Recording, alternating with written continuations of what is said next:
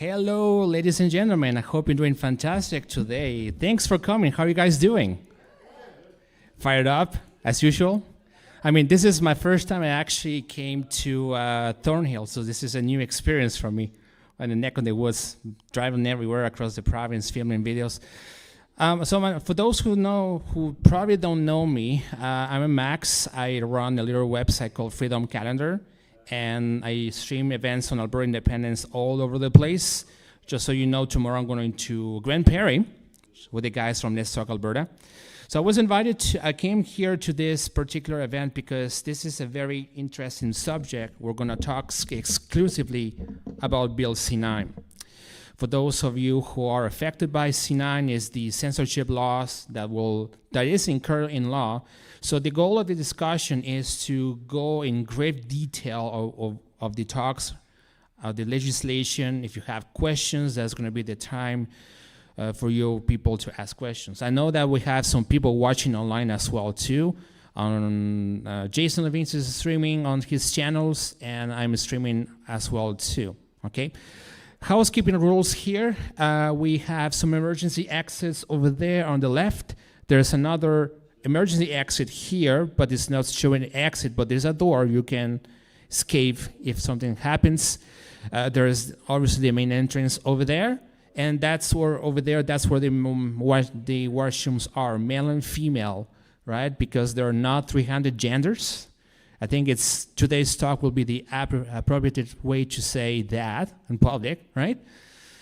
And just also for the how this is going to work is that we're going to ask you, everybody here, to mute your phones during the presentation, because always there's a phone that is going to ring, whoever ringtone, whatever is going to ring. So keep your phones muted. And during the presentation, we're going to ask people to get the questions. We're going to have a Q&A session at the end. We have a microphone that we're going to pass it around if you have questions. If you're not comfortable asking questions on a microphone, I knew it's going to happen. Turn it down. We can laugh about it. That's good. So there's a cue sheet over there, so you can ask questions, and we'll go through the questions as well. So if you're not comfortable, it's up to you. Okay. So before starting the meeting, thank you. Before starting the meeting, let's go in prayer. Okay. So, Heavenly Father, in the name of Jesus Christ, we thank you for your presence. We pray for your blessing. We thank you for the opportunity for being in us today in these challenging times up ahead. If we look at what's happening right now, I know that there's a lot of confusion up there of what is true, what is false, especially if you look at Matthew 24. That's exactly what we're dealing with right now. And we declare your peace and your strength in this time. We pray for truth and strength, and we also pray for protection for the people who are attending this, the people who are watching online, and also for the speakers as well. So thank you, Holy Spirit, for being with us today. In Jesus' name, Holy Spirit, amen. So what does have on the plate today? We have two speakers. One is Ron Robinson, and the second, Jason Lavigne. So Ron Robinson is the interim. Are you interim or president? No, interim leader of the Alberta Independence Party of Alberta, and he is a former EPS social prosecutor. No, I was a detective for Edmonton Police. So he's going to go through the law detail about Bill C-9. And I was very surprised when you talk about Bill C-9 in Red Deer with Jason Lavigne. That was very interesting to see the level of detail that you're going to bring us here. So thanks very much for coming, and the floor is yours.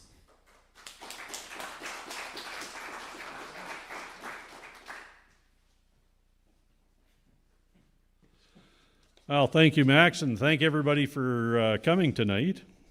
It's nice that you were able to get the time to come out and have a listen to us. And my talk, like Max says tonight, is going to be on Bill C-9. And just to give you a little bit of my background, I was a police officer in Edmonton for 25 years, where I worked as a patrol constable in various roles. I was a division crime analyst and then was promoted to detective, where I worked in a joint EPS RCMP intelligence unit on organized crime.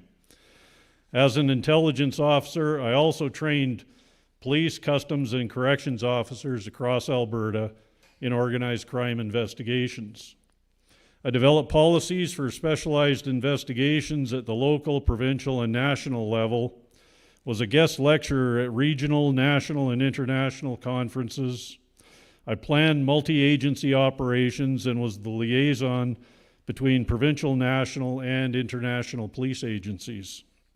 Since leaving policing, which has been a very long time now, I've been a private business owner, and in 2023 became in politics mainly because of the COVID lockdowns. I was a constituency association president, then policy director for the provincial board, and currently, as Max said, I'm both the president of the provincial board of directors as well as the interim leader of the Independence Party of Alberta. Like many people, I don't believe there was a need for this bill at all. And it still raises many concerns for me about the motivation behind it. Canada already had appropriate hate crime laws in the criminal code. We didn't need changes or amendments to the existing laws.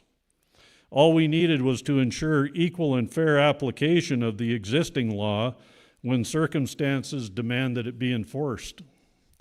Now, Sean Fraser, the Liberal Justice Minister, said Bill C-9 was to address rising anti-Semitism, Islamophobia, transphobia, and homophobia, but the concerning part of what he said was the absolute failure to mention anything at all about the hatred and attacks on Christians in Canada.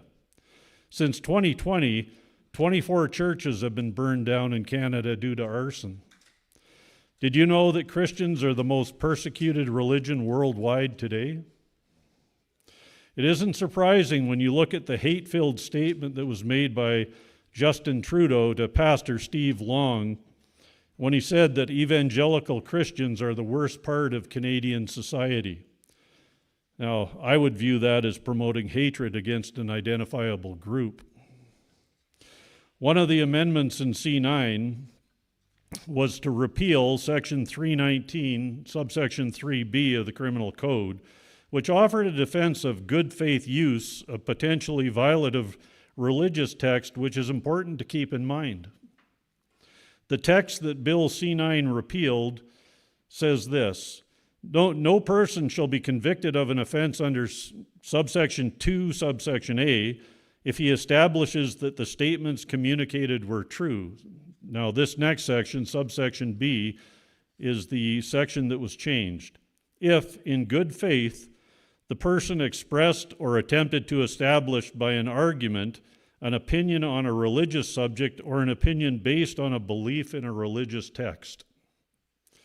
The key to this defense is that the person communicating what's alleged to be hate speech must have believed in good faith that what he or she was saying was true. This is the subsection that was removed from the law. The same goes for the section on anti-Semitism, where it said, no person shall be convicted of an offense under subsection 2.1 if in good faith the person expressed or attempted to establish by an argument an opinion on a religious subject or an opinion based on a belief in a religious text. The concern that the Bible is being criminalized comes from the removal of these good faith defense clauses in the use of religious scripture, and it's a valid point. This is likely going to result in the easy prosecution that I believe of Christians for declaring biblical truth. And in my opinion, when you look at the track record of the Liberal government, my bet is the only people this law will be used against will be Christians. Can you imagine a pastor giving a sermon in a church and reading a passage from the Bible where it tells us that homosexuality is a sin? he may face criminal prosecution if someone is offended by that. And that's ridiculous. Every one of us should be concerned when the Liberals have said their intent with that bill is to make it easier to lay hate charges against people. Before this bill was passed, there was legitimate concern over whether C9 would give appropriate guidance to police and prosecutors regarding the bar that has been set by legal precedent.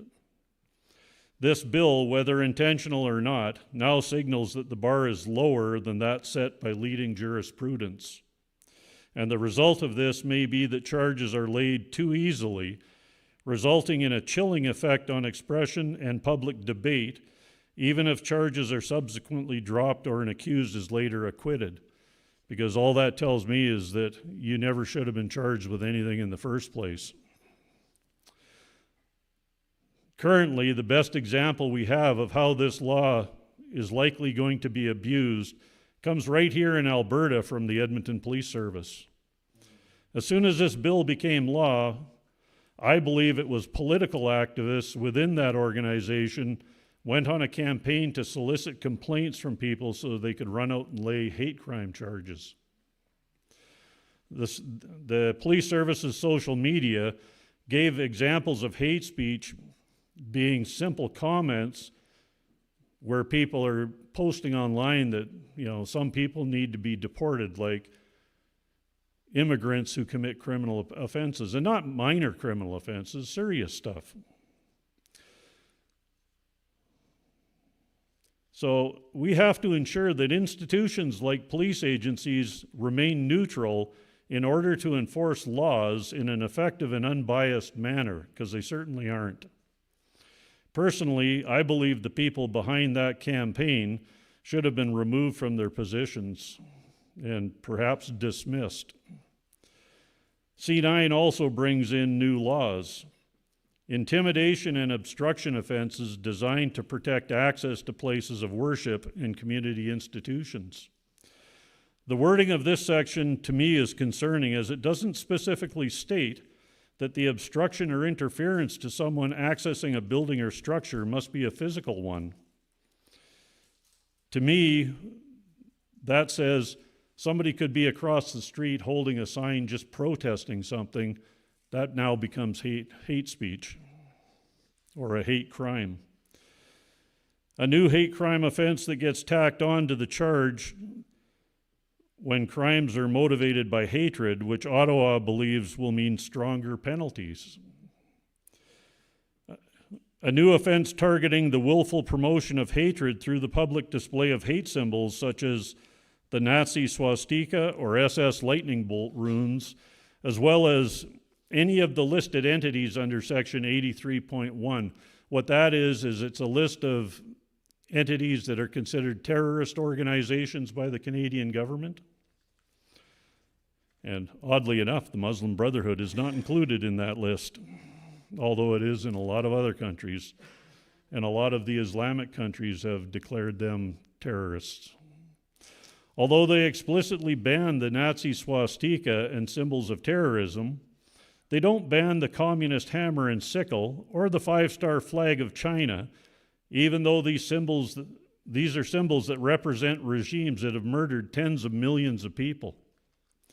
Selectively banning some symbols while ignoring others seems to be an egregious double standard, and it should be taken as a warning to all of us because of who the Canadian government has aligned themselves with, what they believe in, and their ultimate intentions. They have also included an amended definition of hate, which puts into the criminal code the Supreme Court's decision from 1990, known as the Keegstra case. And for those of you who don't know this, in the mid-'80s, Jim Keegstra, he was a teacher in Eckville, Alberta. And what he was teaching his students, were very definitely anti-Semitic views and hatred of the Jewish people. He claimed the Holocaust was fake, and ultimately he ended up being charged and convicted of inciting hatred against an identifiable group. His case went back and forth between the Alberta Court of Appeal and the Supreme Court of Canada, several times over a period of 10 years before his conviction was upheld. The Supreme Court has defined hatred in the context of hate speech and hate propaganda offenses as extreme manifestations of detestation or vilification directed at an identifiable group, rather than a simple disapproval or criticism. Now, C9 also amends Section 319, subsection 7 of the Act by adding the following definition.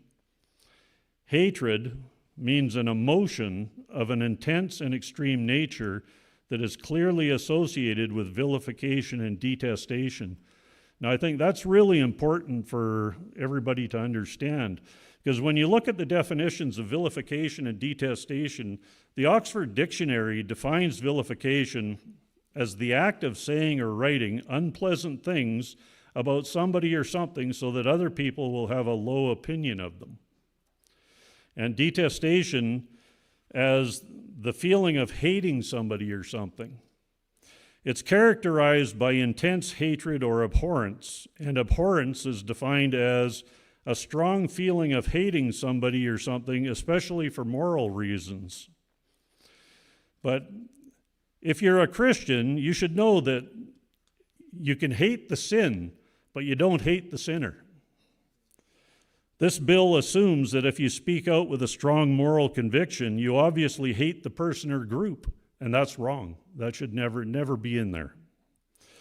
So let's say you're out speaking and you're talking about, that you disagree with homosexuality or transgenderism or drag queen shows. Potentially, you could be charged with promoting hatred against that group. Where previously you could defend yourself under the good faith clause, now you're being put into a position where the courts will decide on a subjective basis what your emotional state is. In my opinion, this will turn the judicial process into political theater for political purposes. Imagine the threat the legal system now becomes to someone who happens to be a very passionate speaker. I'm sure all of us have heard somebody at some point in time where they're really passionate about something they're talking about. And talking about any of those subjects doesn't mean you hate people, but they can now use that against you. This can also put athletes into the same predicament. What women who speak out publicly against transgender men what about women who speak out publicly against transgender men and women's sports? That can now become hate speech as well. You will also have to be concerned about what you post online. Will a meme that you share or create be seen by someone who then calls police to claim that you're promoting hatred against them because it offends them? Or will the government have the police scouring the internet for posts they find undesirable like they do in the UK and other countries in Europe? Just in 2023 alone, over 12,000 people were arrested for social media posts in the UK, and over 1,100 were convicted. Less were arrested in Russia. Less were arrested in China. Yeah. Shame. This is the type of despicable public solicitation the Edmonton Police Service was promoting by suggesting that you report your neighbor for saying things like, send them back home. That's not a hateful saying. That's your opinion. And we're supposed to have free speech in this country? Well, we obviously don't. So you have to ask yourself as an Albertan, do you agree with the alliances that the Carney Liberals are making? Isn't it ironic that while subjecting Canadians to extreme hate legislation, Mark Carney's been openly promoting hatred of our best and strongest military and economic ally, the United States. He has created more hatred against Americans than anybody I can remember in history. And all this while he's been working to create a strategic alliance with communist China to bring Canada into his new world order. Do you think you would see the day when Canada, a nation that once sent men to war to stop the spread of fascist and communist governments, would now be entertaining an alliance with a communist nation that has murdered up to 80 million of its own people. And let's not forget that Carney is bringing foreign mercenaries to fill the ranks of the Canadian Army. I can envision only one purpose for this, and it's not for the good of Canadians. As I said earlier, I believe the only Canadians at risk of having this law used against them are Christians. And this is only the beginning. As our federal government becomes more and more totalitarian, I believe more laws will come first to restrict and then to criminalize all things Christian in any event. Carney has also talked about joining the European Union, which I believe would be an absolute disaster for Canada. If you know anything about the World Economic Forum and their goal of a one-world government, then you probably know that they have infiltrated almost every Western government, especially those in Europe. For those of you that don't know, Carney was a director of that organization and was formerly Trudeau's puppet master. So he was calling all the shots. When you look at Europe, it isn't the Europe of old, just like Canada is not the same Canada we grew up in.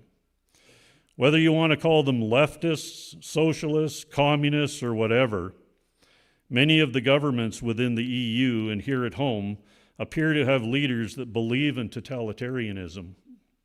If you listen to interviews of Klaus Schwab, this has been the result of his long-term plan to infiltrate Western governments through the World Economic Forum to create a one-world global government. Last year at the Munich Security Conference, Vice President Vance gave some examples of what is happening across Europe in a speech. The examples he gave demonstrates what these totalitarian governments are doing to their citizens, and it's a warning for Canadians about what's going to happen here through bills like C9. In November 2022, Adam Smith Connor, a 51-year-old physiotherapist and British Army veteran, was arrested by police for standing on a public street, silently praying 50 meters from an abortion clinic for 3 minutes. He was not obstructing or interfering with anyone. He was just silently praying on his own. He was spotted by police who approached and demanded an explanation of what he was praying for. He told them that it was on behalf of the unborn son he and his former girlfriend had aborted years earlier. The police subsequently charged him, and he was found guilty of breaking the government's new buffer zone law, which criminalizes silent prayer, which could influence a person within 200 meters of an abortion facility. The court convicted him and gave him a 2-year conditional discharge, and he was ordered to pay more than £9,000, which is almost $17,000 Canadian, in costs for the prosecution. That's the punishment. You know, he didn't go to jail, but man, they're going to bankrupt you. You know, having a home along an access route to an abortion clinic could also potentially lead to charges under the buffer zone law if you are seen praying within your own home, depending on who happens to be walking by. If they can see through the window that you're praying, they can call the police and you can be arrested. You know, the Scottish government urged their citizens to report their neighbors if they had knowledge of them praying in the privacy of their own homes. You know, does that sound similar to COVID? Turn in your neighbors if they've got guests. And much like what the Edmonton Police Service has been promoting now, you know, let's report anybody you can think of for, you know, if they're even thinking along the lines of something you don't like. You know, in Germany, police conducted raids on citizens deemed to have posted anti-feminist comments online as part of combating misogyny on the internet. Then there's Belgium, where their totalitarian government in Brussels has said they will shut down all social media during times of civil unrest the moment they spot what they decide is hateful content online. This came about when farmers formed a convoy in 2025, much like the truckers' convoy here in Canada during COVID. All they were doing is protesting government policies. Carney's Bill C-11 gives the Canadian government the same powers to do that to us. And let's not forget the truckers' convoy here. What did they do to the people who attended? They were freezing their bank accounts. And that's not because you really did anything wrong. You have a right to protest in this country if you're protesting peacefully. They weren't breaking laws. They were just protesting unconstitutional policies the government was forcing on people. But getting back to C9, why should we be concerned? Isn't protecting people from hate a good thing?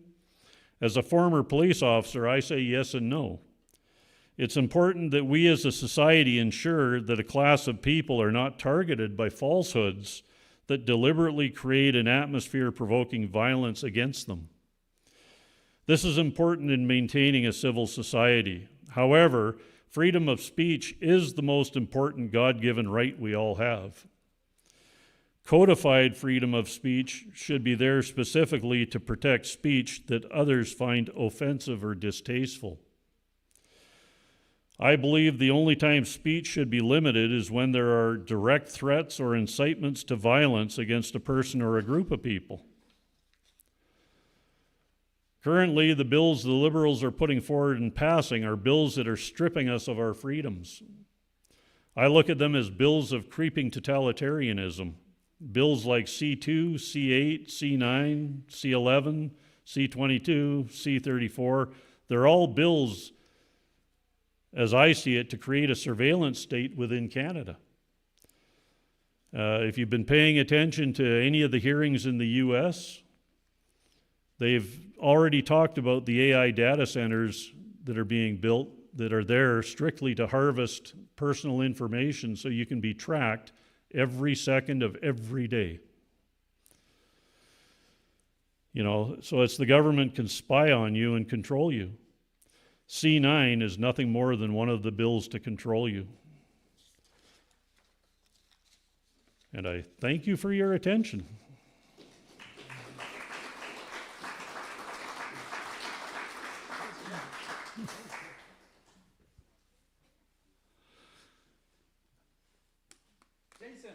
And now we'll bring Jason up and. You excited there, Max? As I said, I'll go first and we'll save the best for last. Good job, good job. Jason. Appreciate it. A little bit taller. Boy, you guys look excited and happy. Hearing from a police officer about what they're doing. So Ron, thank you very much for giving us the what is going on and what they're doing with this and why you should be concerned. What I'm going to share with you all is how we got here and what can we do under the limited system that we have here in Canada. We shouldn't just give up. There's some things that we can do. So my name is Jason Lavigne, host of the Lavigne Show. How many people here have watched the show? Awesome. How many of you heard this about this on X, Facebook, CBC? No? I'll just warm you up a little bit because it's pretty difficult to go through this conversation. And as you can see, I'm also a TPA for the referendum, and this is one of the topics that I talk about, which is Bill C9. And truly, the only way to get rid of it is to vote October 19th, option 2. But what I'm going to share with you today is what is being done today and what we can kind of do tomorrow, even if this doesn't happen. So this is a speech about whether hatred should be illegal. This isn't a speech about whether hatred should be illegal. I don't think anyone here is arguing that people should be free to threaten others, advocate violence, or deliberately stir up hatred against their neighbors. You covered that, Ron. The question before us is much more difficult. Where does hatred end and religious belief begin? Who gets to draw that line? And what happens when government removes the legal protection that existed specifically to make sure good faith religious belief was not confused with criminal hate speech? Because that is what has changed here in Canada. And today I want to explain how we got here, what Bill 9 actually did, and why Alberta government is now trying to put some protections between people of faith and the criminal justice system. I also want to be very clear about what I'm not saying. Bill 9 did not make the Bible illegal. Bill 9 did not make the Quran illegal. Bill 9 did not make the Torah illegal. A pastor quoting scripture does not automatically commit a crime. A priest teaching Catholic doctrine does not automatically commit a crime. A rabbi, imam, or other faith leader does not automatically commit a crime because somebody is offended by what they teach. The truth is concerning enough without exaggerating it. To understand what changed, we first need to understand what Canadian law looked like before Bill C-9. For decades, Canada has had a criminal code offense dealing with the willful promotion of hatred against an identifiable group, as Ron pointed out. The word willful matters. This was never intended to mean that anything offensive was automatically hate speech. It was never supposed to mean that hurting somebody's feeling was a criminal offense. The criminal threshold for hatred has traditionally been very high. But Parliament also recognized something else. It recognized that there are certain areas of discussions where difficult, controversial, and even deeply offensive ideas may arise without being criminal. And one of those areas was religion. Before Bill C-9, Section 319 of the Criminal Code provided a specific defense for persons who, in good faith, expressed or attempted to establish an argument on a religious subject or express an opinion based on belief in religious text. Think about these words. In good faith. That mattered. Parliament wasn't saying religion could be used as an excuse for violence. It wasn't saying that you could threaten somebody and then claim God told you to do it. It wasn't saying you could advocate murder, assault, or terrorism and hide behind a Bible verse. It was saying something much more reasonable. It was saying that in a free country, good faith religious debate and good faith belief in religious scriptures deserve an explicit place of protection within the criminal law. And that makes sense. Religion makes truth claims. Christianity makes moral claims. Judaism makes moral claims. Islam makes moral claims. Every serious religion tradition contains teachings about right and wrong. Every serious religious tradition contains teachings that somebody outside that faith may disagree with. Some of those teachings are thousands of years old. Some of them are completely incompatible with modern political theater and fashion. Some are uncomfortable. Some are offensive to some people. But being offended by religious doctrine and being the victim of criminal hatred are not the same thing. That is why the good faith protection mattered. There is an enormous legal difference between saying, don't worry, your religion probably isn't illegal, and saying the criminal code specifically recognizes a defense for good faith religious argument. Before C-9, that protection existed. Now it does not. And the story of how it disappeared is important. Because the effort to remove that protection actually started before Bill C-9. In November 2023, Bloc Québécois leader Yves-François Blanchet introduced Bill C-367. The purpose of that bill was straightforward. The Bloc wanted to repeal the good faith religious defense found in Section 319 of the Criminal Code. That bill did not become law. But the idea did not disappear. Fast forward to September 2025, the federal government introduced Bill C-9, what eventually became known as the Combating Hate Act. There is a very important fact people should know. The original version of Bill C-9 did not remove the good faith religious defense. That was not in the bill introduced by Justice Minister Sean Fraser. The original bill dealt with a number of other hate-related issues that Ron brought up. It created new offenses, it dealt with hate symbols, it dealt with intimidation and obstruction. Its purpose changed to the process around hate propaganda. It proposed changes to the process around hate propaganda offenses. But when the government first introduced Bill C-9, the good faith religious defense was still there. Then the bill went to committee. And this is where the discussion became particularly important for people of faith. During the Justice Committee hearings, Liberal MP Mark Miller was chairing the committee. Miller's comments during the committee hearing mattered because they gave us an insight into how at least one senior MP involved in examining the law viewed certain religious texts.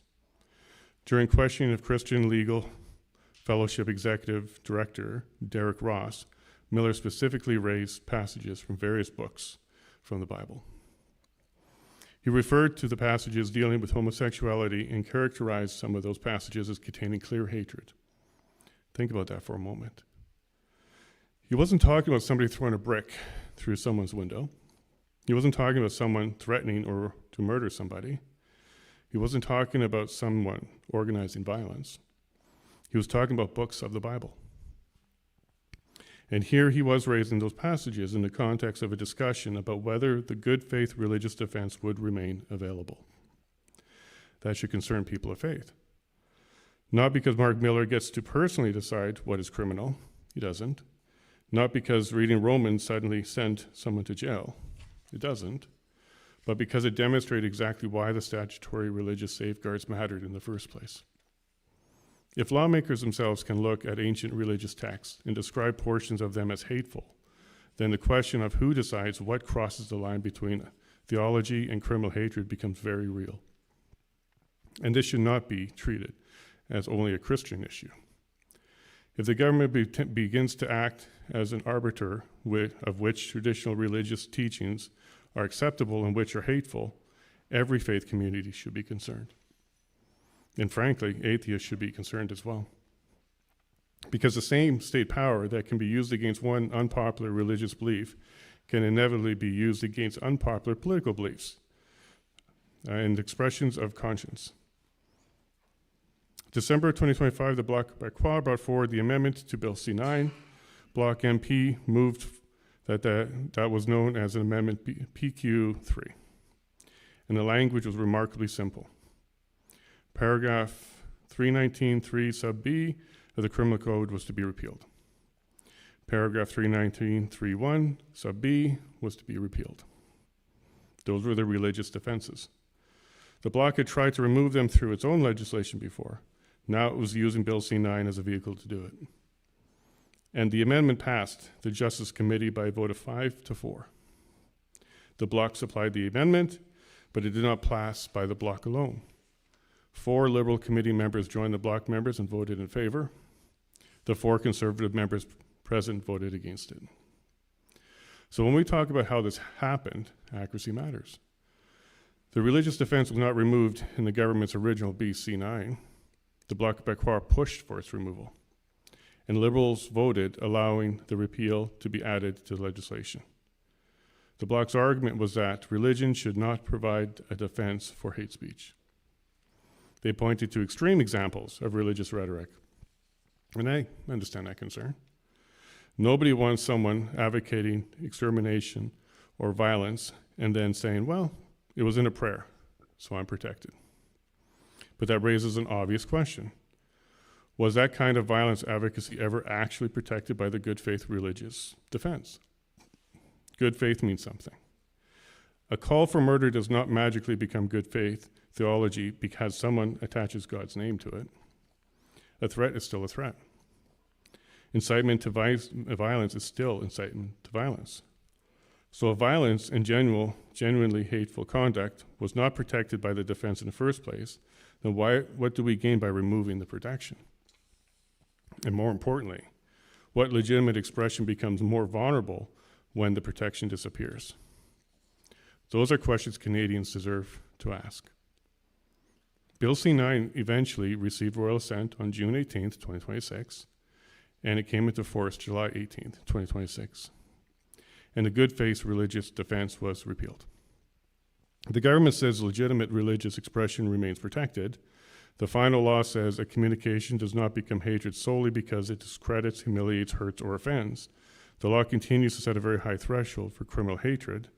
Hatred is described in terms of something intense and extreme, involving vilification and detestation, as Ron pointed out. The legislation also recognizes the discussion of matters of public interest that can include religious, political, educational, and scientific statements. But there's still an important difference. Before Bill C-9, Parliament said that if you were making a good faith religious argument or expressing good faith opinion based on a religious text, there was a specific defense available to you.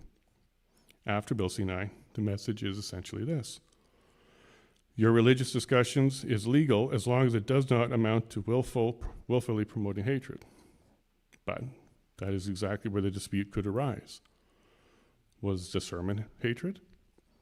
Was the Bible passage hatred? Was the traditional teaching hatred? Was the moral argument hatred? Was it criticism of behavior hatred? Was the religious belief hatred? And my concern is not simply whether a pastor, priest, imam, rabbi, or ordinary citizen would ultimately be convicted, because the criminal justice process does not begin with conviction. It begins with a complaint, then perhaps an investigation, the police interviews, then lawyers, then legal bills, then potential charges, then perhaps months or years before a person is vindicated. Careers can be damaged, churches can be damaged, families can be damaged, reputations can be destroyed. The process itself becomes the punishment. And that is why statutory safeguards matter. They do more to help someone at the end of the trial. They send a message at the beginning of the process. They tell police, they tell prosecutors, they tell courts, they tell citizens, good faith religious expression occupies protected ground. Now, this is where Alberta enters the story. Because Alberta cannot simply repeal Bill C-9. Criminal law is federal jurisdiction. The Alberta legislature cannot pass a law saying Section 319 of the Criminal Code does not apply in Alberta. Premier Daniel Smith cannot announce that federal criminal law no longer exists here. I wish, but that's not how this works. Justice Minister Mickey Amory cannot simply erase an act of Parliament. That is how our constitutional system works. But Ottawa does not control every part of the criminal justice administered inside Alberta. And Parliament itself left one extremely important safeguard in the final version of Bill C-9. The core section of 319 hate speech, prosecutions still require the consent of the Attorney General. That matters. Because in Alberta, the provincial justice system is responsible for prosecuting most criminal code offenses. Alberta, therefore, retains an important gatekeeping role before one of these prosecutions reaches the courtroom. The Attorney General consent requirement means the accusation does not automatically become a prosecution. There's supposed to be another level of scrutiny, another decision, another opportunity to ask whether the evidence actually reaches the very high criminal threshold Parliament established, another opportunity to ask whether prosecution is truly in the public interest. That is not Alberta nullifying federal law. It is Alberta exercising responsibilities Parliament itself left with the province. And this response did not just begin yesterday. Under Mickey Amory's Justice Ministry, Alberta moved forward with the Regulated Professions Neutrality Act. That law addresses another modern threat to free expression. Because government does not need to put you in prison to silence you. Sometimes all it needs to do is stand back while the professional regulators destroy your career. A doctor may have religious beliefs. A lawyer may have political beliefs. A psychologist may have conscience beliefs. A teacher may express a controversial opinion away from work. A professional regulator can potentially wield enormous power over that person's ability to earn a living. Alberta's new approach substantially limits the ability of professional regulators to punish lawful off-duty expression and specifically recognizes concerns involving religious beliefs, political beliefs, and conscience. Again, that does not repeal Bill C-9. But it is another part of the same broader effort. Protect lawful expression in the areas Alberta controls, and then we arrive at early August of this year, only weeks after Bill C-9 came into force. Premier Daniel Smith responded publicly to concerns surrounding hate reporting and policing in Edmonton. And she drew a very clear line. She said Alberta does not believe in policing unpopular or religious-based statements simply because they are controversial. She said Alberta's policing priorities should be violent crime, illegal drugs, theft, and vandalism. and she made the point that the legal threshold for genuine criminal hatred is a very high one. That is important, because there is an enormous difference between enforcing hate crimes and policing offenses. There's an enormous difference between protecting people from violence and protecting people from disagreement. There's an enormous difference between somebody saying something hateful in the ordinary conversational meaning of the word, conventional meaning of the word, and providing criminal hatred, proving criminal hatred beyond a reasonable doubt. Public Safety Minister Mike Ellis has also been directed to communicate Alberta's policing priorities to policing organizations in the province. And that brings us to where we are today. Think about the progression. For years, Canada had an explicit criminal code defense protecting good faith religious argument. The Bloc Québécois attempted to remove that protection. Its first bill failed. The federal government then introduced Bill C-9 without removing the religious defense. During the committee process, Mark Miller specifically raised various books from the Bible and while questioning the application for the defense. The Bloc then brought forward an amendment to repeal the defense. Liberals helped the Bloc's amendment pass. Bill C-9 ultimately became law. The religious defense disappeared on July 18th, and within weeks, the Alberta Premier was publicly telling police not to confuse unpopular, controversial, or religious expression with criminality. That is the legal and political progression. Ottawa changed the criminal law. Alberta cannot undo that, but Alberta is making it increasingly clear that it intends to use the powers that remain with provincial jurisdiction to prevent lawful expression from causality, becoming the criminal justice matter. Now, there are limits, and those limits are important. Alberta cannot protect somebody who genuinely threatens violence simply because that person claims to be religious. It cannot protect assault. It cannot protect vandalism. It cannot protect criminal harassment. It cannot protect genuine, willful promotion of criminal hatred simply by declaring it religious speech, and it should not. Freedom of religion is not a license to commit crime. Freedom of speech is not a license to threaten people, but the reverse must also be true. The criminal law cannot become a license for government to suppress unpopular theology. Being offended is not a crime. Disagreeing with somebody's sexuality is not automatically a crime. Disagreeing with somebody's religion is not automatically a crime. Believing that conduct is sinful is not automatically a crime. And believing that a religious text is divinely inspired is not a crime. And the state should be extraordinarily careful before it places police officers, prosecutors, and criminal courts between the citizens and his or her conscience. That is where Alberta has an important role. Alberta can insist that hatred actually means hatred.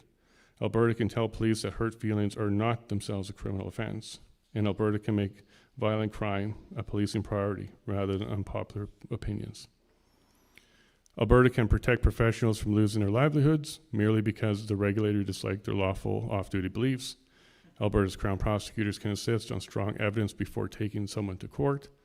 And where the criminal code requires Attorney General consent, Alberta can treat that responsibility as a genuine safeguard rather than a rubber stamp. I would go one step further. I believe Alberta should adopt a clear, public, viewpoint-neutral policy for prosecutions involving religious, political, and other controversial expressions. Not a policy for Christians, not a policy for conservatives, not a policy for people who agree with Danielle Smith, a policy for everyone. Before the machinery of the criminal justice system is used against speech, Alberta should ask, was hatred actually willfully promoted? Or was somebody simply offended? Was the genuine vilification, was this genuine vilification and detestation? Or was it a controversial moral opinion? What was the context? Was this a religious sermon, a political speech, a debate, an academic discussion, a conversation in a hall north of Edmonton? Did the person actually tend to promote extreme hatred? Is there a reasonable prospect of conviction? And is putting this person through a criminal prosecution truly in the public interest? And those are legitimate questions. And they are reasonable questions. And asking them does not undermine the rule of law. It protects the rule of law. because freedom of religion means very little if it protects only religious beliefs that nobody finds offensive. Freedom of speech means very little if it protects only opinions everybody agrees with. The whole point of freedom is to protect the beliefs, the sermon, the political opinion, the conscience, and the expression somebody else wants silenced. We should prosecute violence. We should prosecute genuine threats. We should confront real hatred. And we should protect every Canadian from genuine criminal hatred. But we should never allow the criminal law to become the arbiter of theology. Ottawa has removed an important safeguard. Alberta cannot restore the section of the criminal code, but Alberta can draw a line around the powers it controls. It can insist on the highest standards before speech becomes criminal prosecution. It can protect conscience. It can protect lawful religious expression. It can protect unpopular ideas. And it can make very clear that here in Alberta, good faith, belief, and speech will not casually be turned into criminality. And that is a line worth drawing, and it's a line worth defending. Thank you very much.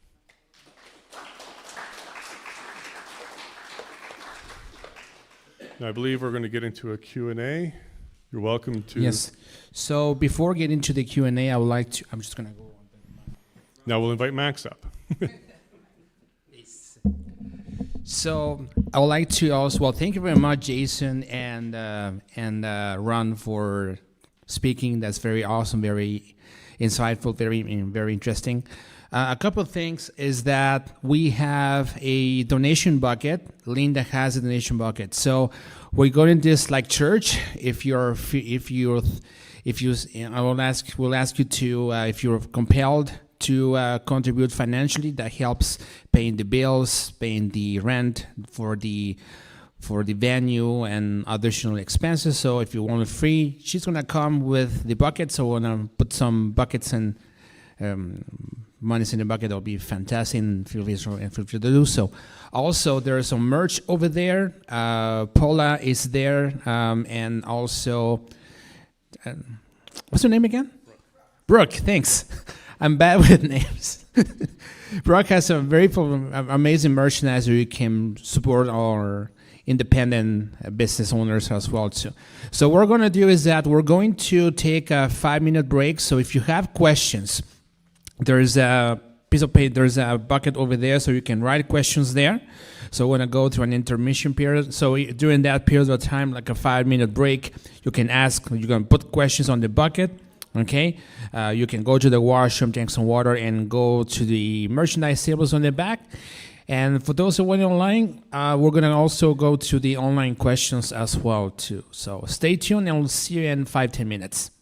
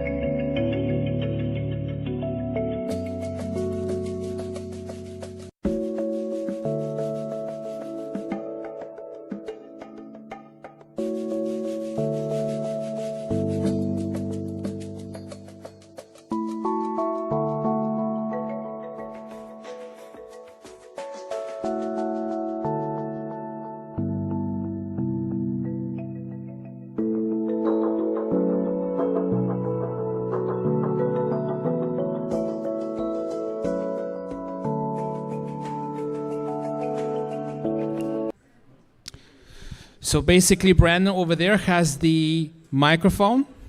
Okay, guys. So Brandon over there in the back has the wireless microphone. If you have questions, please raise your hand. He will come to you with the microphone.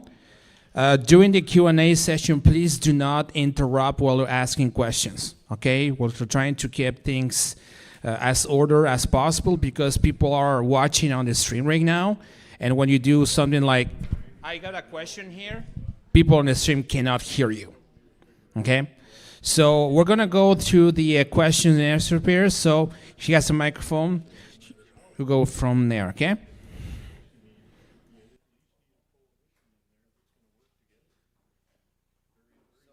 Anyone has any questions, please raise your hand. Over there, there's one question there. Just make sure the microphone is turned on. You mentioned earlier about the final regards for Alberta as the Attorney General. So what if the UCP gets voted out? What happens then?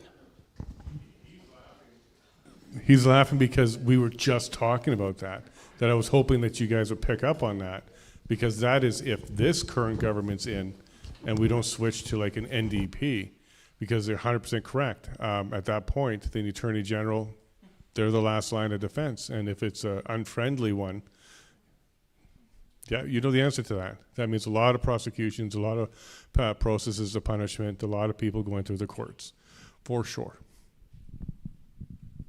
Yeah, I think we would exceed that 12,000 arrests in the UK in 1 year by probably 10 times.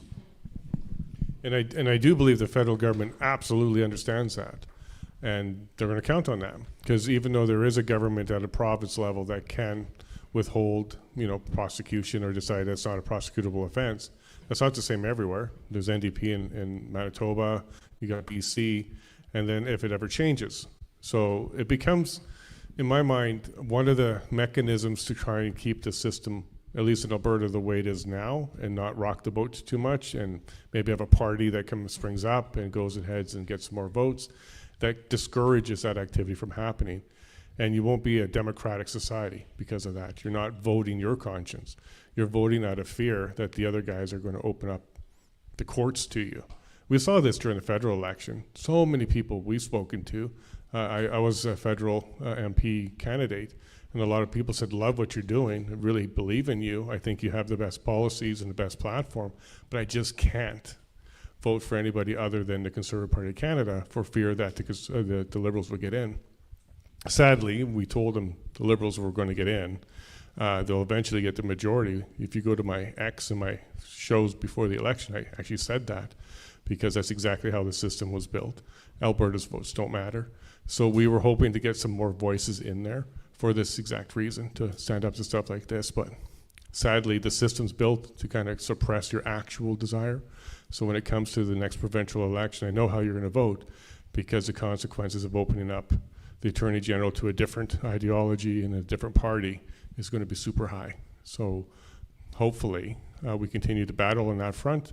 But ideally, October 19th is the real vote that matters in my mind, because one way to get out from the Canadian Criminal Code is to get out of Canada, and we establish our own criminal code. Then we don't have to worry about whatever they do in Ottawa anymore. So ultimately, that is the solution to this particular problem. But if we're still in this system, you are raising a very valid concern and warning to the rest of Alberta. Don't let the NDP get in there, because they'll absolutely use this as a tool. They'll weaponize it, and then you'll see all Albertans like us being targeted that way. And just to expand on that, you have to also remember that Alberta's going to get flooded with people that the Liberals want here, so that they can vote in favor of that side, because they don't want to lose this province as a revenue source.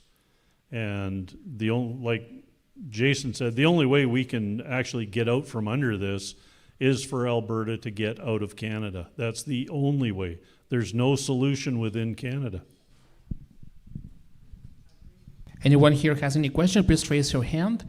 I've seen there's no questions, like no written questions. He's going to get the microphone for you. Microphone. For the October 19th referendum, et cetera, how are we going to deal with the mail-in votes? It's unbelievable with the fraud that happened in the United States that we permit mail-in ballots. And are we going to statistically analyze it, or I can just see the fraud will be rampant? Well, Jim, you may not like this answer, but I'll give you the answer. The only thing that's similar between the US system and the Alberta system, if you read Bill 54 and others, is the words mail-in ballot. You actually have to prove your reason for it. You're gonna have to provide a lot of ID. You can't, it's not going out to every mailbox in Alberta. You have to request it ahead of time. There's a huge process to safeguard against it. And also they're gonna be counted before all other votes are counted. So they'll actually be part of the tally right away at the very beginning, not overnight in the middle of the night. Suddenly a bunch of stuff comes in like you saw down in the US. So the names are the same, but the process is very, very different here in Alberta. There's a lot more protections in place.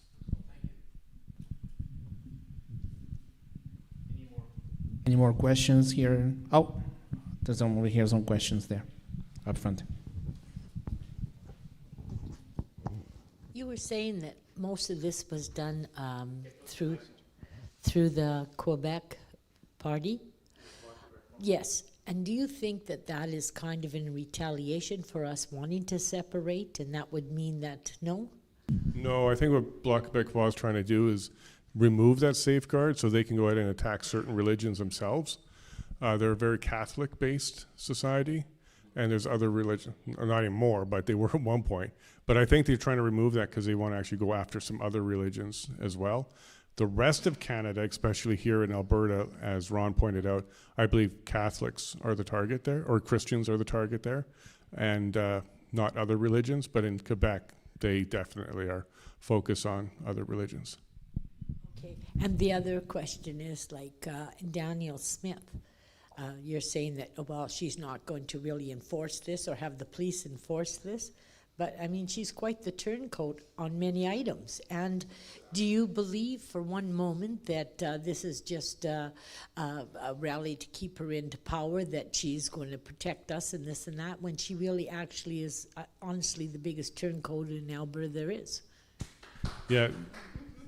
Yeah, no, there's a lot of sentiment of that, or especially over the last couple of weeks. As I traveled all over Alberta, I toured with Maxime Bernier, and we did question period, and about 1/5 of all the questions was, can you trust Danielle Smith anymore? What should we do? Should we replace her?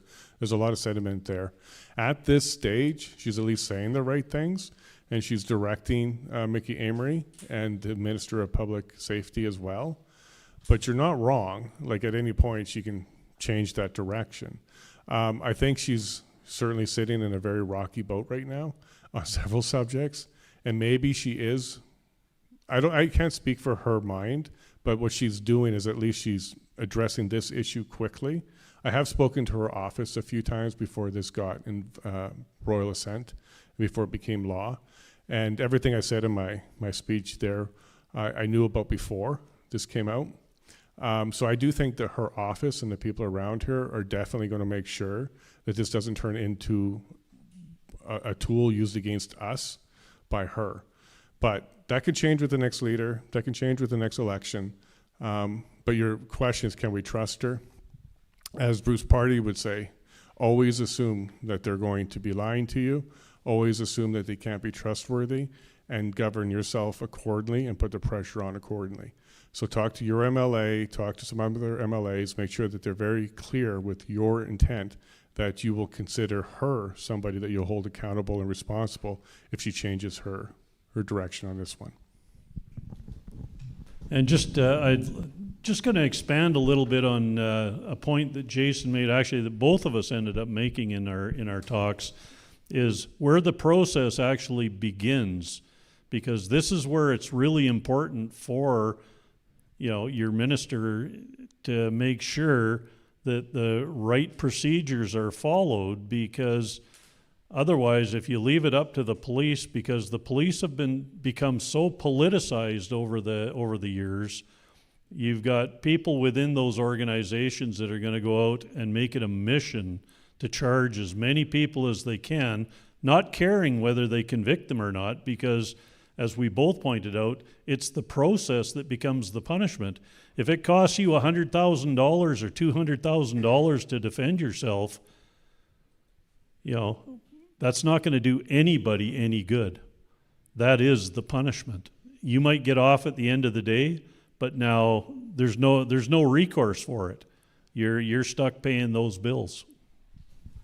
One more thing I'll highlight here is I had Lawrence Birdproud dad on my show this morning. We talked about this, that when the Edmonton Police Services put out that post and they were listing some examples of what they were calling hate speech, things that you should report, that's mild to what we actually get. Like, we get death threats and we get horrible, horrible things sent our way online and privately. And the police don't touch any of that stuff. Even the death threats, they're like, well, when they show up at your door, give us a call. That's quite literally what they've told my family and I a few times now. So we know that they're not going to be doing this evenly.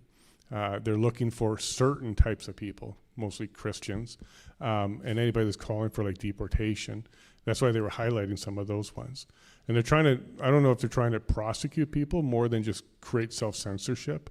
So you guys just stop talking about this issue and stop bringing things up, because it's going to go from faith to politics. There's going to be a blurry line there. So, coming out against the Liberal government is going to be considered hate speech pretty soon. It's not going to be just faith stuff. It's creating an atmosphere of fear amongst the people, because when they've got you afraid to, who can you talk to, what can you say to them, they've won. And I think, this is one of those things, and like Jason said, I'm 100% in agreement. If you're promoting hatred to incite violence against somebody, then you know what? You should be charged. You should face the consequences of that. But if you're expressing an opinion, you have a right to express your opinion. And whether somebody doesn't like it or not, that's too bad. But you do have that right. I mean, if you're not promoting violence towards somebody, then you have the right to express an opinion. And I think it may get down at some point in time to just mass civil disobedience of what they're telling us, similar to what you would maybe, see in the future if they try the lockdowns again. I think Justin Trudeau would be guilty of this. There's so many things he said and groups he identified and targets he put on there. And a lot of the groups that have this ideology out there, go punch a Nazi, that's a good thing. And then they call everybody they don't like Nazis. They're inciting violence too. But I do not think that they're going to be targeted for this kind of stuff. They're going to be protected. They may even go to events to provoke you to respond and go, there we go, we got some hate speech right there. We've had an incident at our Edmonton event where it looked like somebody was trying to provoke us to be racist in order to do that. Now, I'm not racist, so it didn't work.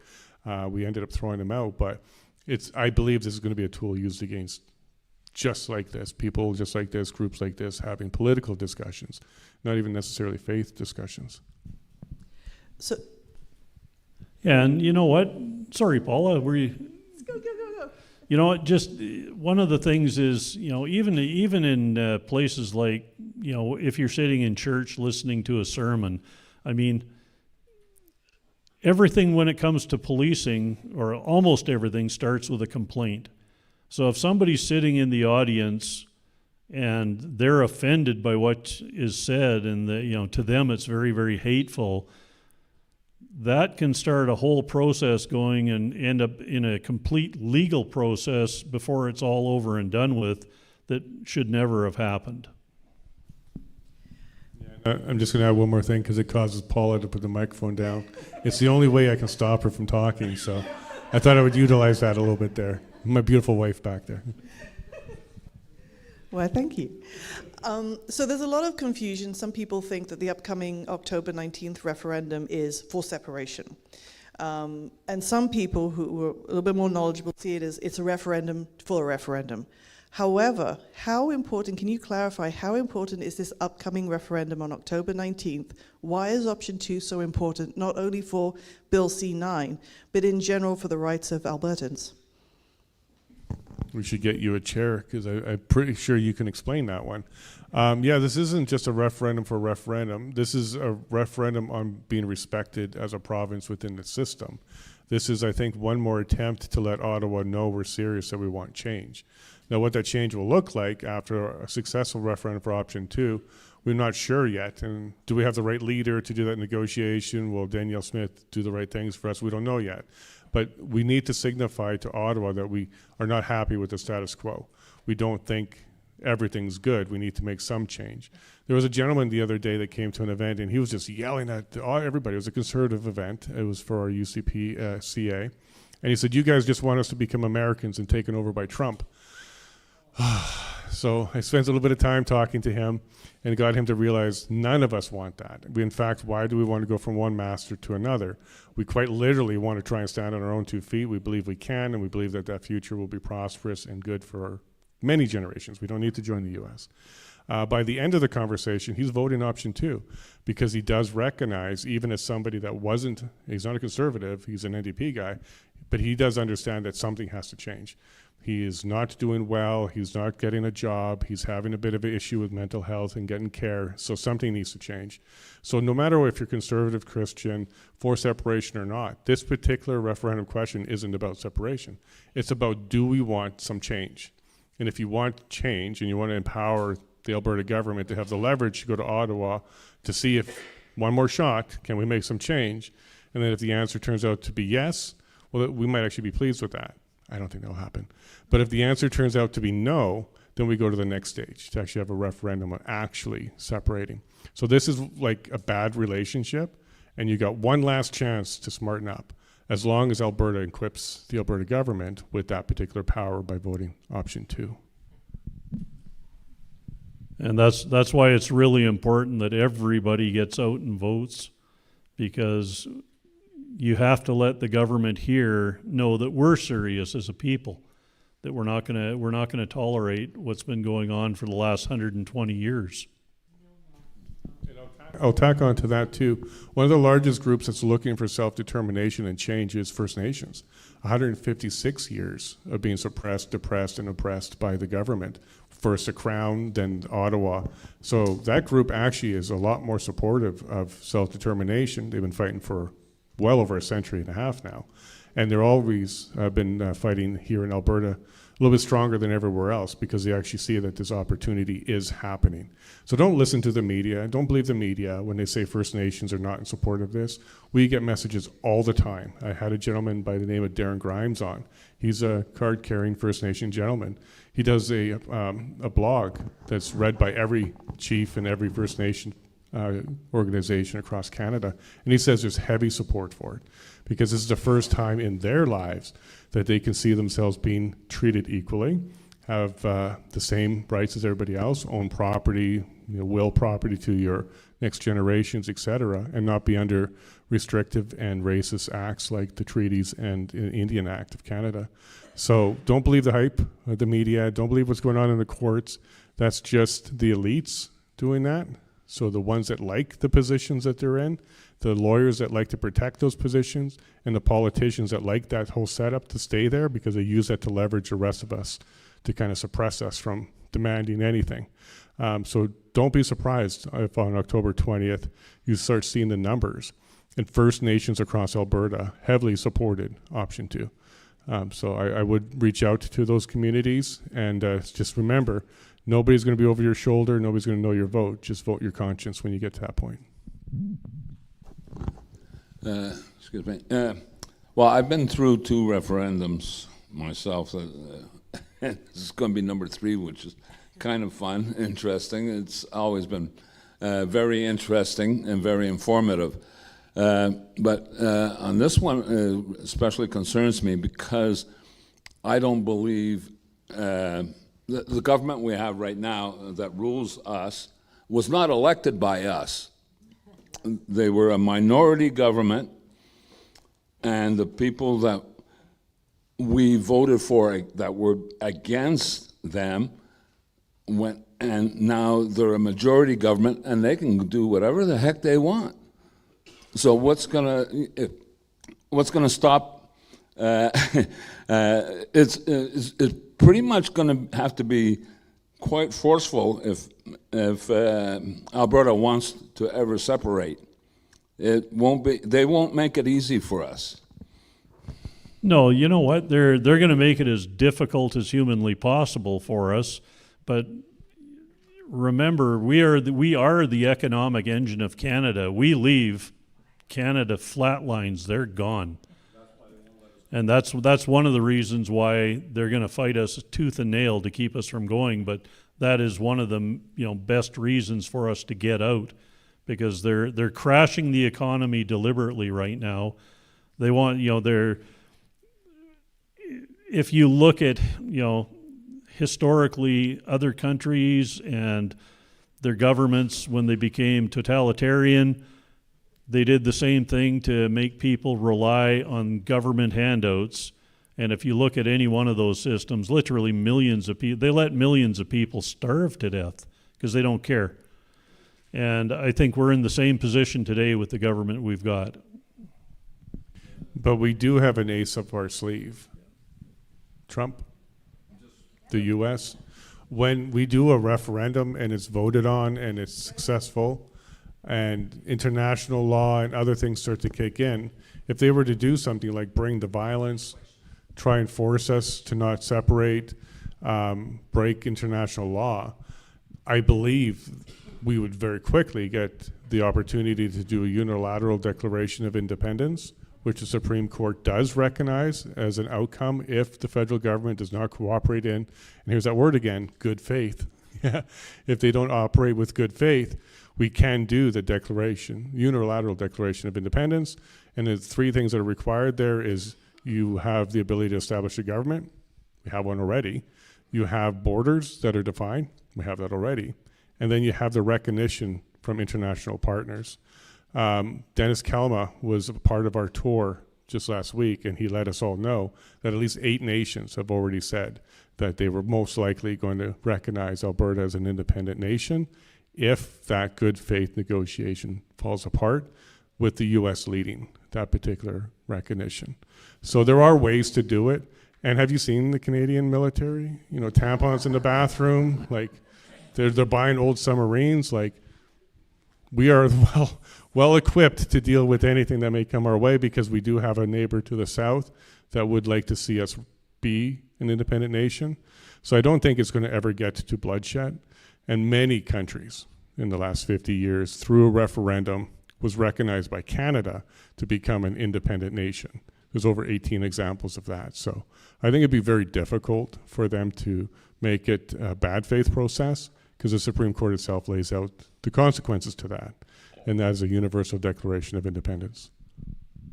Yeah, and being from Quebec myself, and having relatives in New Brunswick, and having lived in Newfoundland for a short period of time, what I see is I left Quebec to go to Ontario because they had a wonderful conservative government. Then it changed. So I came out here 19 years ago because you have a wonderful conservative government that runs nicely. Run the province beautifully. So now what I realize, what I'm here, is that what I see happening in Newfoundland, New Brunswick, Quebec, and even Ontario, their policies hurt them, and they need us to run these policies. Otherwise, they wouldn't be able to.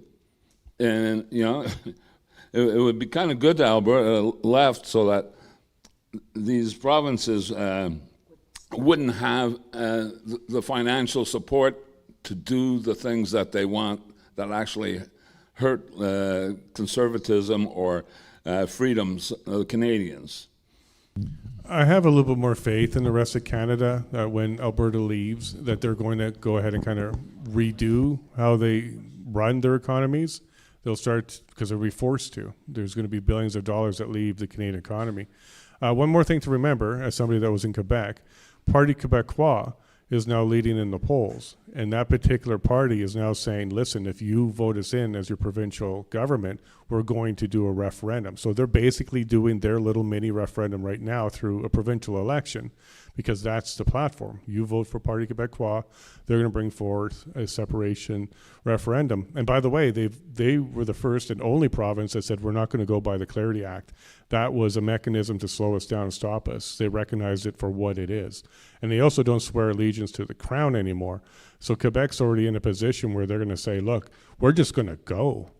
So maybe even before Alberta, you'll see Quebec rocking that boat and putting that position on the table for Ottawa to deal with. And you're going to have two provinces potentially making the change here, which kind of takes a little bit of pressure off of Alberta, because if Quebec's doing it, we're doing it. It's not us splitting anything up. The country's just falling apart and you're watching it before your eyes. Saskatchewan will be right behind that one. They're going to get there as quick as possible too. And I think even northern BC, you might see a change there in the future. But as far as Ontario believes they're Canada.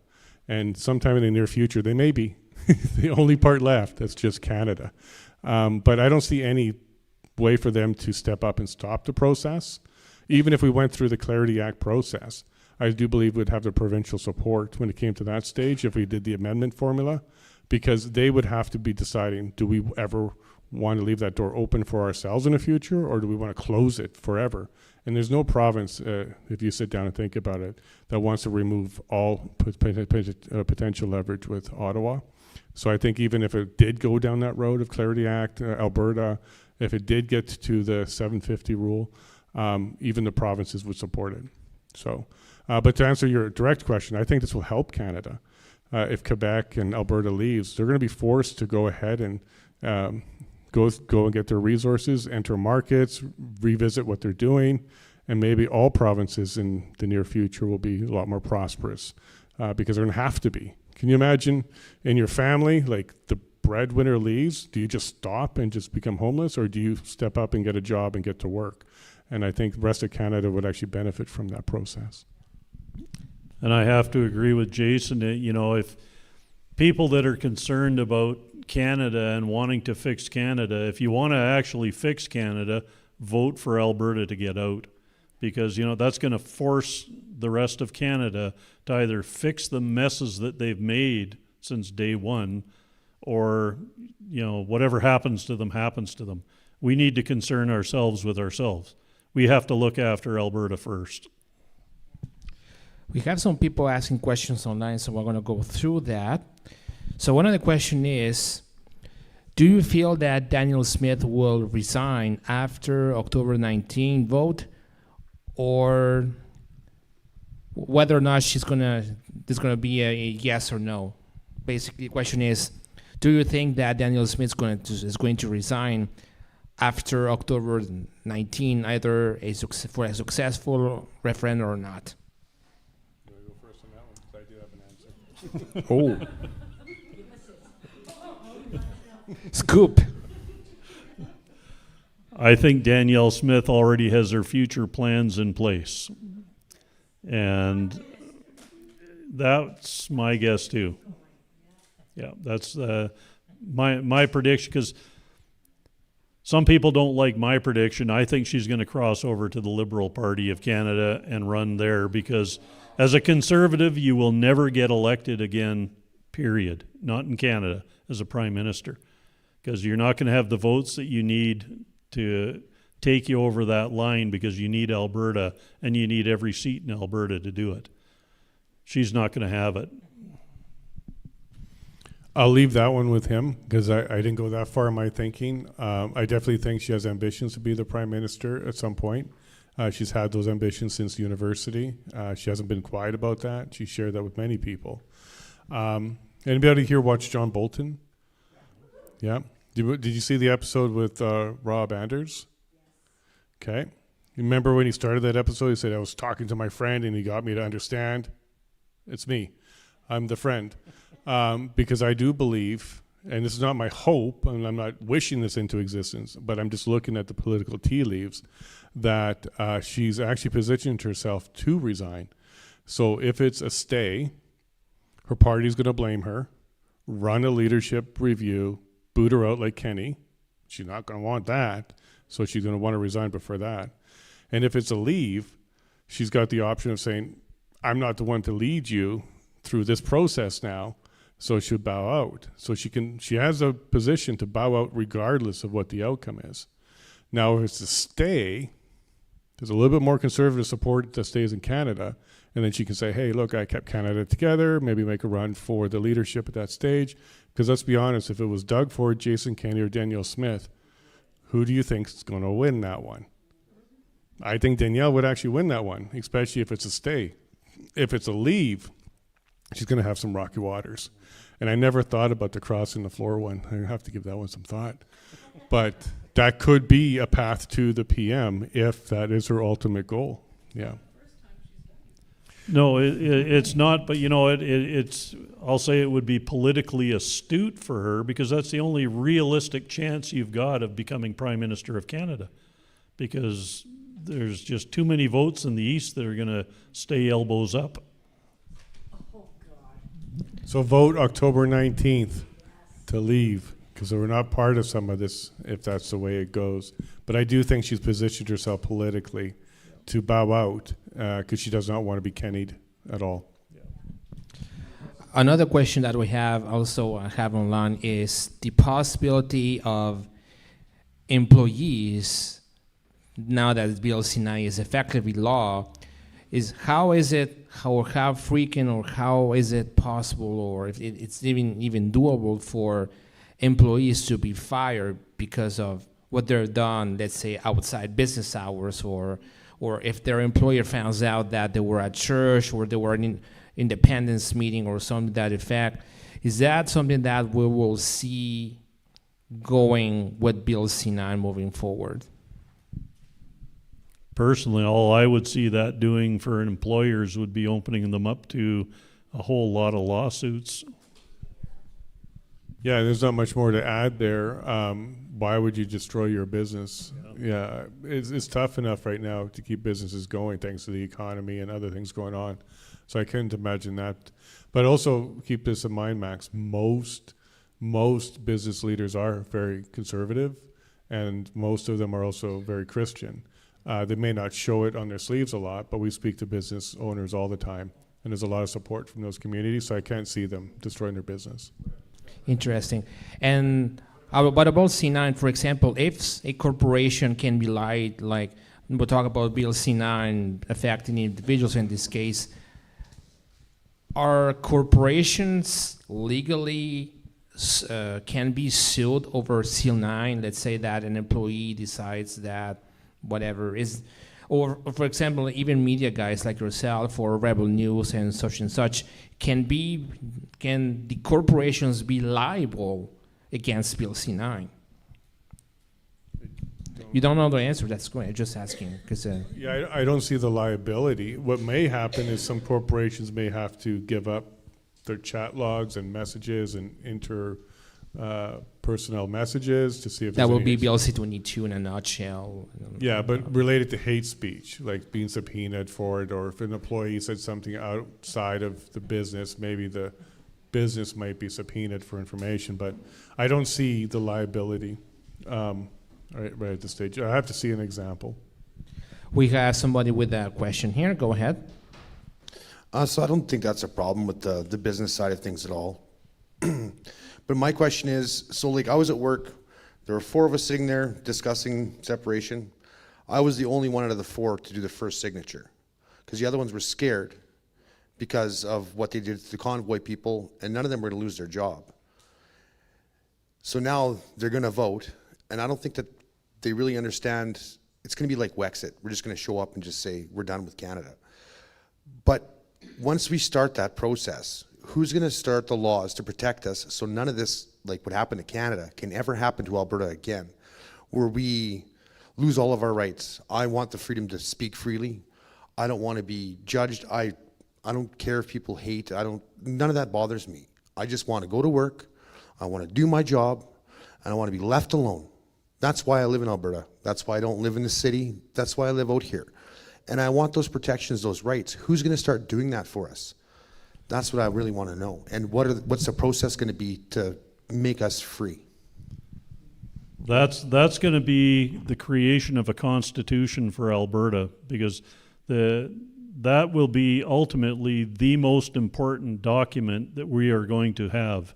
There will at some point be a constitutional convention where everybody in Alberta is going to have the opportunity to participate and express their views and whatnot. So, and of course, ultimately to vote on a constitution. And, so what form of government do you want to have? All kinds of things. Like there's so much that we have actually to look forward to, because right now, when you look at things, to create your own nation, you have a blank piece of paper right now. We can do whatever we want with it. And I love the United States. I have family and friends down there, but I do not want to be part of the United States because they have the same issues that we do here in Canada right now. They've got their Democrats and Republicans. They're constantly fighting, one changes a law when they're in power, the other one gets in and just reverses it. We've lived that Groundhog Day in this country for 120 years since Alberta's been in it. So I don't want to be part of the U.S. I think Albertans are smart enough to create a constitution, number one, that'll give you more freedoms than what the Americans have, and ways to protect those freedoms so that they can never be infringed upon.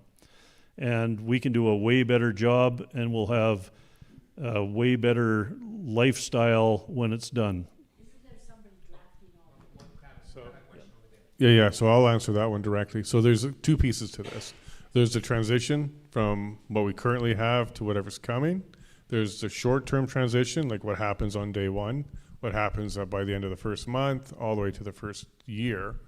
And then what do we build after that, which is the Constitutional Convention. So first I'll talk about the transition. The Alberta Transition Council has been established. Its co-founders are Keith Wilson, who's King's Counsel, and Dennis Kelma. There's, I believe, 50 people now who's working on the white paper. It's in review stage now. I'm one of the reviewers, so I see a little piece of it, and I see how this is coming along.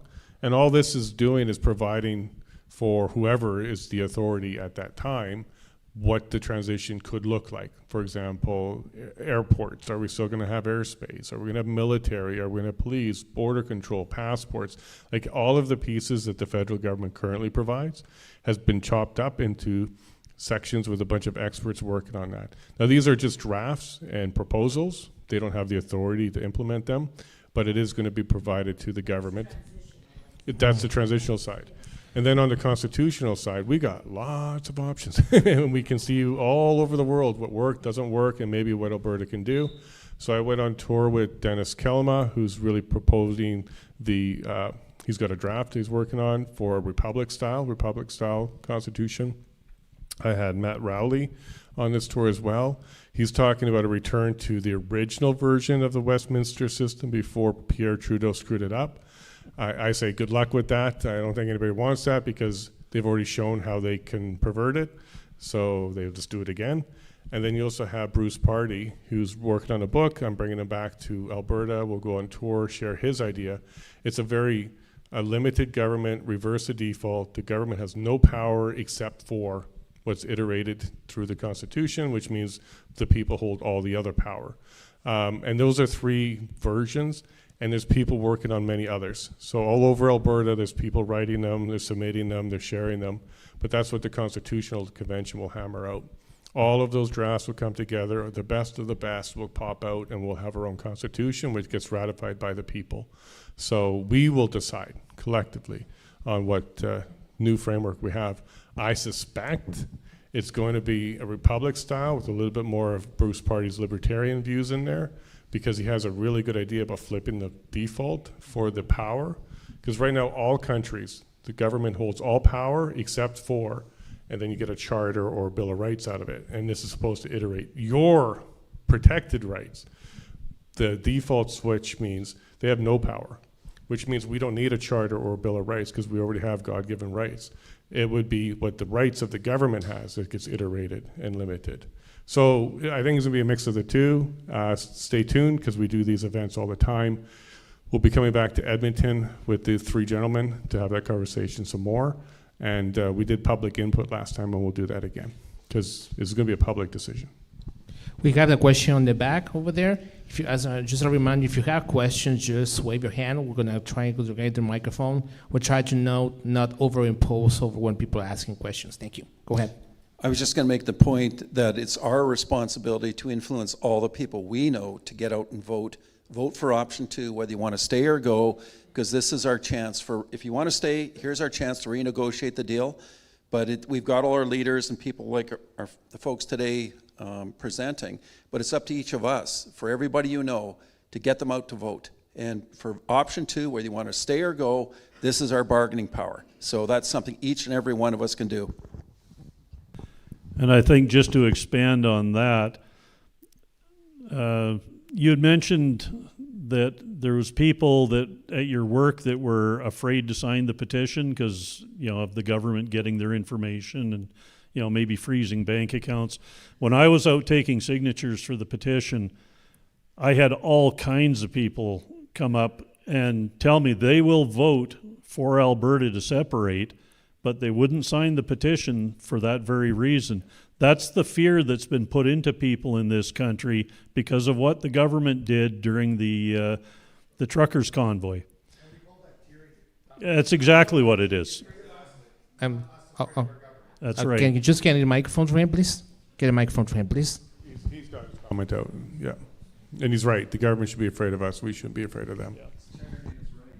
Over here is a question. Over here. Lady here. It's a question. Hi. I don't know if this is the right venue for me to ask this question, but I've kind of followed this separation thing for a little while, and there have been a lot of different town hall meetings and a lot of different people speaking. And people have actually said, well, Alberta is divided because you weren't all together.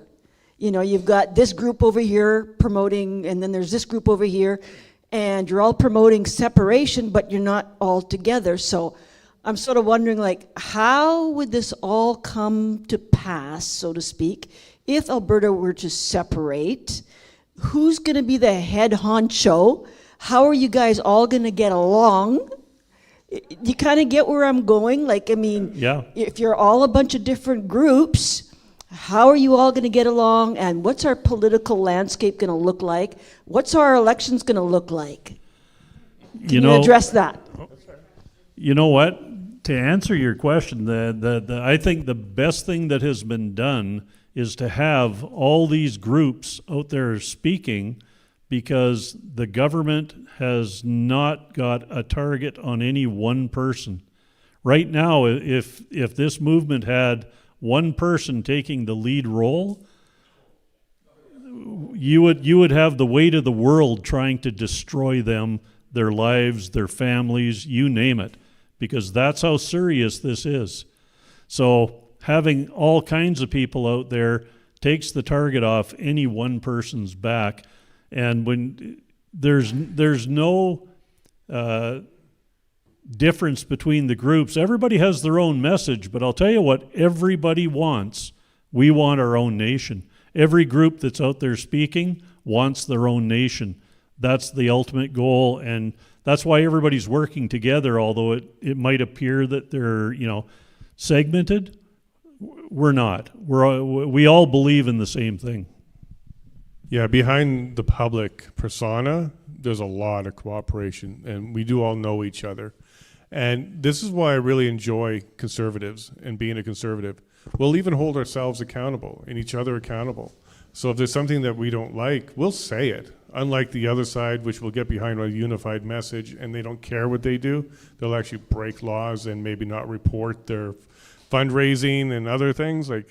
Take a closer look at how some of these TPAs are operating. But on our side, we hold each other accountable. And behind the scenes, we are allies. We don't have to be unified. World War II was won through allies. So Britain and France used to kill each other all the time. If you look at the history of Europe, all of them were killing each other all the time until a bigger threat came, and then they can ally together. And there wasn't one leader in World War II. Each region had their leader. They were doing their own things. Sometimes they agreed, sometimes they didn't agree, and sometimes they teamed up and stormed a beach to go ahead and advance the front line. Very similar here as well. At this stage, we're grassroots. And I love this the way it is, because there will be some people that will follow what I'm doing. And there's some people that don't like what I'm doing, but they'll find someone else that's doing what they like. And we have a full spectrum of stuff. Some people say the conservative movement and the independence movement is like herding cats. I actually say that's a lot harder, because cats don't have social media and webcams to say whatever they want all over the internet. But at the end of the day, rest assured, even if there's some bickering online, some back and forth, some capitalized letters and that kind of stuff happening, behind the scenes, we're all fighting for the same thing. And that's Alberta to make this step forward. Now, the second part of your question, how do we establish a new government? How do we get to a leader? Well, I don't think anybody here would want somebody to step up and say, I'm the leader. That's a new dictator. What you want is a bunch of people to run for the position, maybe represent regions of Alberta, and then maybe through a democratic process, there's a single leader that will lead us. And I'm looking forward to that process. And I actually don't believe the future leader that's going to take us, like our George Washington, like who's going to actually take us over the goal line, has actually popped their head up yet. I think we're going to find that person when the time is right. Very charismatic, very good at conversation, very good at negotiation, very good at unifying at that stage. But at this stage, what we need is a lot of people to go check that ballot. And if it takes a Jeff Rath or a Mitch Sylvester or a Chris Scott or a Jason Lavigne or Ron Robertson to bring their group to the table, that's what we do at this stage, and that's what grassroots looks like. But like what she just asked is the main reason why we're just here, right?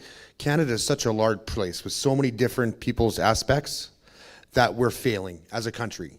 And that's why we want to leave.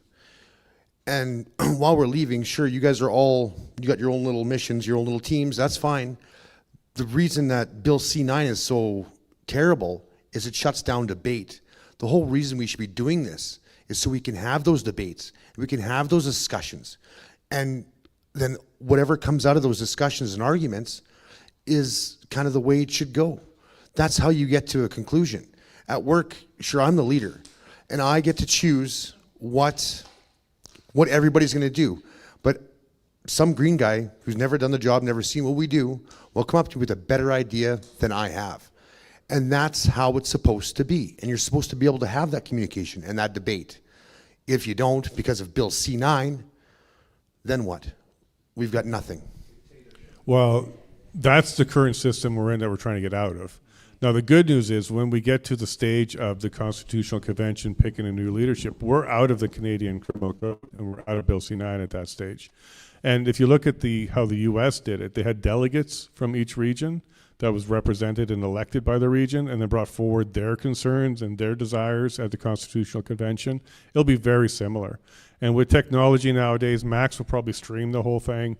You guys will be watching now Max's stream of the Constitutional Convention, getting in the Q&A as well. It's going to be a very modern way of getting that information and those good ideas forward. I have no worries that Alberta is going to succeed at that step. And I'm thinking it's going to be a very good template for the rest of the world, not just Canada, but even the Western world on how to get out from a tyrannical government, how to get out from that, and then build your own. And that could be why we're going to be faced with a lot of resistance from the establishment, because we may be the key that opens the door for many other parts of the Western world to kind of ship up and fix itself up. So this is why we're fighting so hard. We travel, several hours to come hang out at a town hall. By the way, this is a very Albertan thing to do, town halls. You don't see this happen in Ontario, like ever. They do concerts, so they don't do this. They're not as engaged in their future as Alberta is. This is why I have no doubt we're going to get there. And I can say this about the people that I've met through my travels. Basically the conservative, independence-minded people that have come out to all these events, you're all leaders. And it's up to you to keep getting the messaging out and get people to vote on the 19th, because you guys are the ones that are going to make the difference. I mean, we're all just one vote, but if we can influence 10 friends or family, And when I was saying earlier about people being afraid to sign the petition, they were all saying that they would, they're going to vote yes for independence.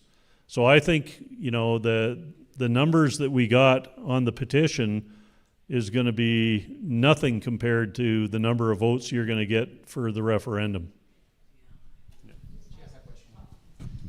With the referendum coming up, a lot of our younger generation or kids that are just turning 18, what is required for them to go and vote? We have that question all the time, and I had a young person come up at an event and ask, how do I, because she was ready to go, but how do I talk to my friends? So I asked her a few questions, and I said, well, currently, what is like the number 1 and 2 concern for your friends? And it was employment, you have to be able to get a job, and whether or not they'll be able to get housing and be able to start a family. Then my follow-up question with her was, well, does that mean a lot of them are still at home? And she said, yeah. I said, well, let me share a stat with you. About 20, 25 years ago, the average first-time home buyer age was 24. Today, it's 44. It takes an extra 20 years to save up the down payment to get into a mortgage and get your first house.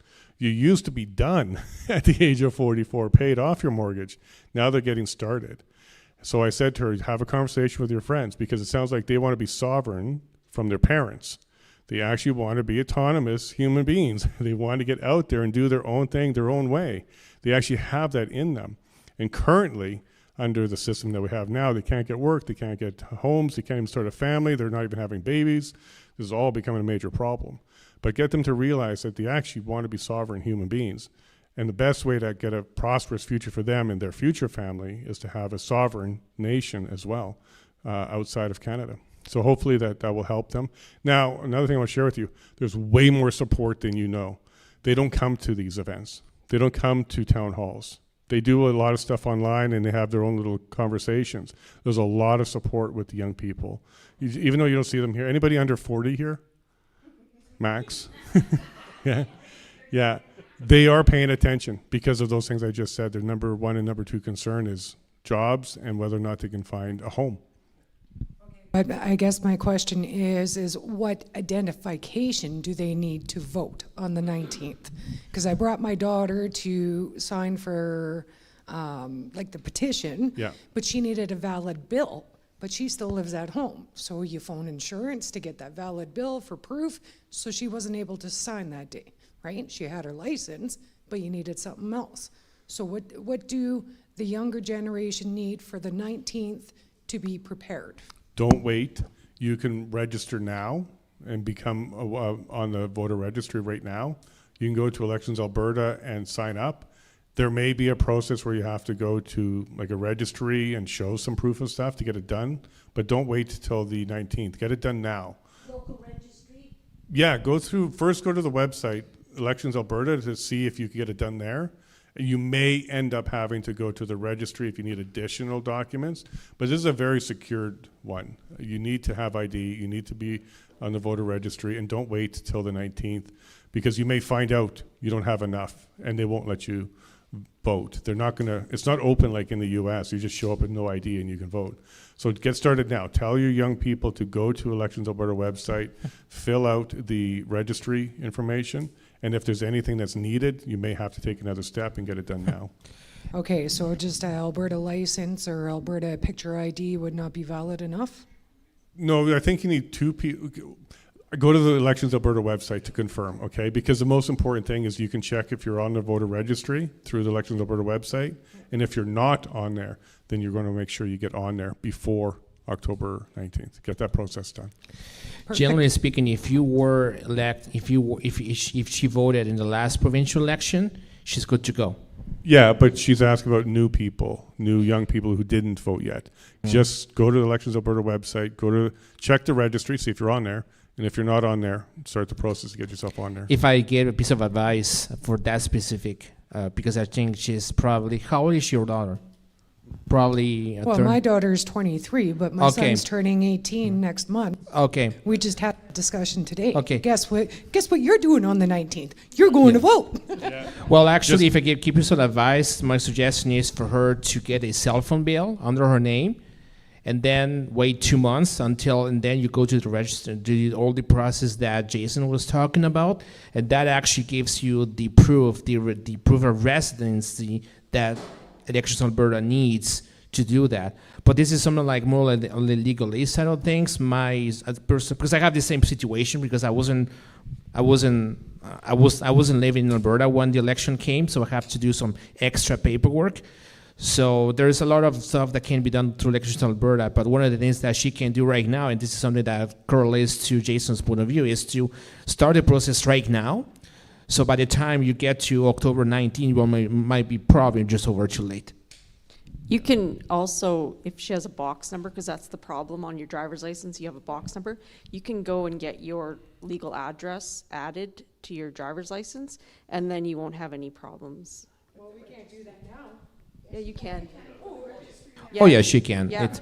There's a lot of stuff that can be done. I mean, this kind of goes outside of the scope of the town hall, but all those questions can be easily answered by any registry office or Elections Alberta. So my strategy will be first and foremost check with them first, and they will guide you to the process. Just a matter of fact, when I was signed for the petition, I actually have to use my company registration and my driver's license, because there was a mismatch between my leasing agreement for my apartment and other things. So I have to use my incorporation papers from a company, because that actually shows my address, because that proves I'm a resident in Alberta. That's what they're looking for. But again, we can talk for 20-25 minutes. Go with Elections Alberta and check with the registry. That's first step. Yeah, don't wait. Get going now.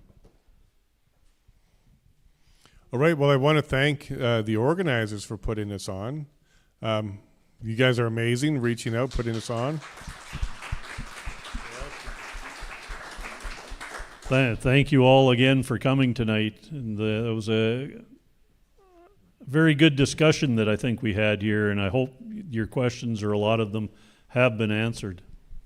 And there is a small announcement I want to share with you guys. I was asked to do this. So Is that for the whistle stop? No. Oh, no. It's Benita. She reached out. If you don't know Benita, you'll meet her Westlock. one day. Okay, so there's a float in the parade in Westlock Friday, August 14th for people that are supporting the independents, and they need people to wave some flags and distribute flyers.